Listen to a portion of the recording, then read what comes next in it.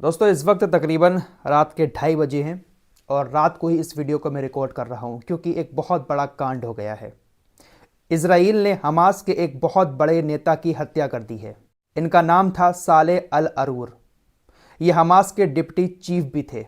Lebanon के Beirut में Hamas का जो कार्यालय है ये वहाँ पर रहते थे और आज भी लेबनान के बेरूत में अपने कार्यालय में अपने कुछ साथियों के साथ मीटिंग कर रहे थे। खबरें ऐसी भी आ रही हैं कि हिजबुल्लाह के भी कुछ लोग वहां पर मौजूद थे। इजराइल ने हमास के उस कार्यालय को टारगेट करके एक ड्रोन अटैक किया जिसमें इनकी मौत हो गई। साले अल अरूर हमास के कोई छोटे मोटे नेता नहीं थे, बल्कि साले अल अरूर को इजराइल हमास का संस्थापक भी कहता है कि फ़िलिस्तीन के अंदर हमास को साले अल अरूर ने ही बनाया था। इजराइल ने टारगेट करके जो इनकी हत्या की है, इसके बाद इस जंग की आग और ज़्यादा भड़क गई है। साले अल अरूरी के अलावा हमास के 2 और लोग भी मारे गए हैं जिनका नाम है समीर फांडी और अज़म अल अकरा। ये दोनों भी साले अल अरूरी के साथ बेरूत के ऑफिस में रहते थे, वहीं पर हमास का जो काम होता है उसकी देखभाल करते थे। फिलहाल ये बहुत बड़ी खबर है कि इजराइल ने टारगेट करके हमास के कार्यालय को निशाना बनाया, वो भी बेरूत के अंदर, जिसके बाद अब लेबनान भी भड़क गया है। लेबनान के प्रधानमंत्री ने तुरंत आकर कहा कि ये पूरी तरह से लेबनान की सुरक्षा और आंतरिक मामले के साथ इजराइल ने छेड़खानी की है, क्योंकि ऐसे किसी देश के अंदर घुसकर आप टारगेट करके किसी के कार्यालय पर हमला नहीं कर सकते। इस हमले के बाद इजराइल की तरफ से बयान आया। इजराइल ने कहा कि यह हमला हमने नहीं किया है। साथ ही साथ बेंजामिन नेतन्याहू ने अपने सभी अधिकारियों को आदेश दे दिया कि वो इस हमले के बारे में कोई भी जिक्र ना करें। अगर मीडिया आपके पास आकर कुछ पूछता है तब भी आप इस हमले का जिक्र नहीं करेंगे। इजराइल ने साफ इनकार कर दिया कि यह हमला हमने नहीं किया है। लेकिन दोस्तों, अमेरिका ने पूरा इल्ज़ाम इजराइल के ऊपर लगा दिया है। अमेरिका ने कहा है कि यह हमला जो हुआ है इसका जिम्मेदार इजराइल है। मीडिया रिपोर्ट्स के मुताबिक अमेरिकी अधिकारियों का कहना है कि इस हमले के पीछे पूरा इजराइल का हाथ है, लेकिन इजराइल ने हमला करने से पहले हमें इस बात की कोई भी जानकारी नहीं दी। साथ ही साथ कुछ मीडिया रिपोर्ट्स में यह भी बात सामने आई है कि एक इजरायली अधिकारी ने बताया कि हमला करने से पहले हमने अमेरिका को सूचना नहीं दी थी, इन्फॉर्म नहीं किया था, लेकिन जब हमला हो रहा था तो उस दौरान हमने अमेरिका को इन्फॉर्म कर दिया कि हमने टारगेट करके बेरूत के अंदर हमास के कार्यालय पर हमला किया है। हमला करने के बाद इजराइल ने इस बात की जानकारी बाइडेन प्रशासन को फौरन दे दी थी। इसके बाद ही अमेरिका ने पूरा इल्ज़ाम इजराइल के ऊपर लगा दिया है कि इजराइल इस हमले का जिम्मेदार है। साथ ही साथ अमेरिका ने यह भी कहा है कि इजराइल ने यह हमला करके एक बहुत बड़ी गलती की है। जो थोड़े बहुत चांसेस इजराइल के बंदियों के छूटने के थे, अब वो भी शायद नहीं हो पाएगा। हमास ने तुरंत हर डील को कैंसिल कर दिया है।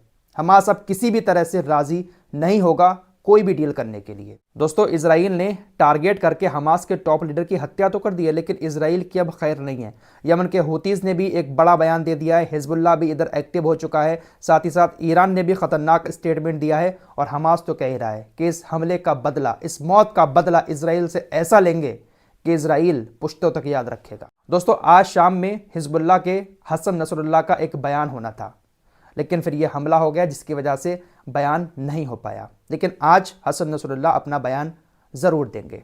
बेरूत में हुए इस हमले के बाद हिजबुल्लाह ने भी अब पूरी तैयारी कर ली है।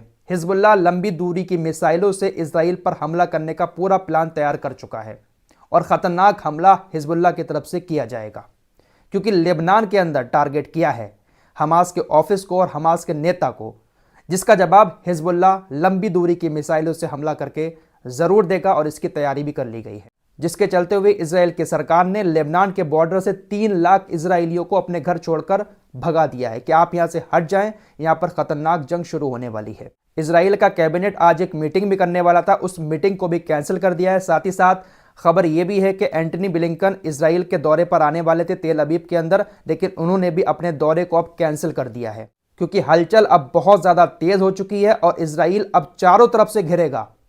इजराइल के ऊपर अब चारों तरफ से अटैक होंगे।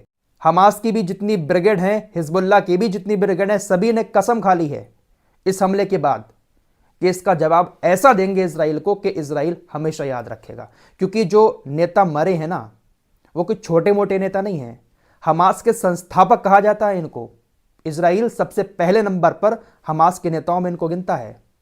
कि सबसे मेन मुखिया जो है हमास के वो यही थे।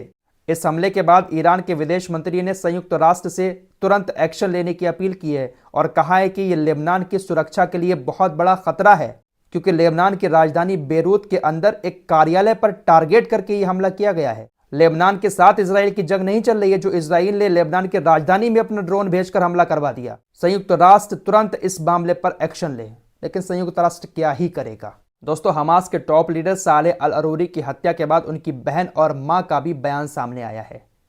उनकी बहन ने कहा कि हमारे अल्लाह ने हमें मेरे भाई की शहादत से नवाज दिया और यही वो तमन्ना है जो वो हर दिन चाहते थे, और उन्होंने अल्लाह से उन्हें हर दिन शहीद की मौत जीत देने के लिए कहा। तो उनकी बहन का कहना है कि हमारे भाई जो है वो ऐसी ही शहादत की मौत चाहते थे और अल्लाह ने उनको ऐसी ही शहादत की मौत दी है। दोस्तों, रिपोर्ट के मुताबिक साले अल अरूरी की मां को जब उनकी मौत की खबर मिली तो सबसे पहले उनके मुंह से यही निकला कि अल्लाह कबूल करे, अल्लाह कबूल करे। दोस्तों, हमले के बाद कुछ ऐसी भी खबरें आई थी कि हमास के एक और नेता हैं खलील अल हया, इनकी भी मौत हो गई है, लेकिन हमास ने कहा कि नहीं, वो सही सलामत हैं। इसके अलावा हमास के एक और बड़े नेता हैं ओसामा हमदान, ये भी बेरूत के अंदर ही रहते थे। इनकी भी मौत की खबर चली कुछ देर, लेकिन हमास ने कन्फर्म किया कि नहीं, ये दोनों सही सलामत हैं। सिर्फ साले अल अरूर और उनके साथ 2 लोग और मारे गए हैं। दोस्तों, इस वीडियो को रिकॉर्ड करते वक्त ही एक अपडेट आ गया है कि डेनियल हगारी जो हैं इजराइल के स्पोक्स पर्सन, उन्होंने कहा है कि हमारा टारगेट हिजबुल्लाह या लेबनान नहीं था, हमने टारगेट करके हमला नहीं किया है। हम उस हर शख्स को टारगेट करेंगे और उस हर शख्स को मारेंगे जो आतंकवादी है जिसने 7 अक्टूबर को इजराइल के ऊपर हमला किया है। यह बात कहकर उसने अपनी बात को ख़त्म कर दिया कि हमारा टारगेट लेबनान या हिजबुल्लाह नहीं है। हमला करने के बाद इजराइल को अब डर भी सता रहा है कि अगर हिजबुल्लाह हमारे ऊपर सीधा हो गया और उसने लगातार मिसाइलें दाग दी तो हम कहीं के नहीं रहेंगे। साथ ही साथ लेबनान के अंदर घुसकर, किसी देश के अंदर घुसकर इस तरह से अटैक करना ये कोई मामूली बात नहीं है। इजराइल बहुत बुरा फंस सकता है इसमें, इसलिए इजराइल कह रहा है कि हमने ये हमला नहीं किया है।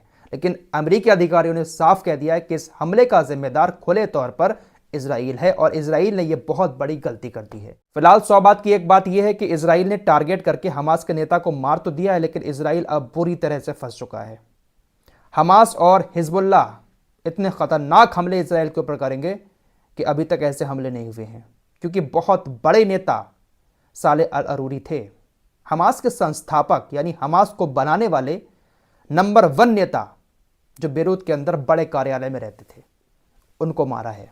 ये जंग खत्म होने की बजाय और ज़्यादा भड़क चुकी है और शायद ऐसा लगता है कि इजराइल ये सब करके अपनी ही मौत को दावत दे रहा है।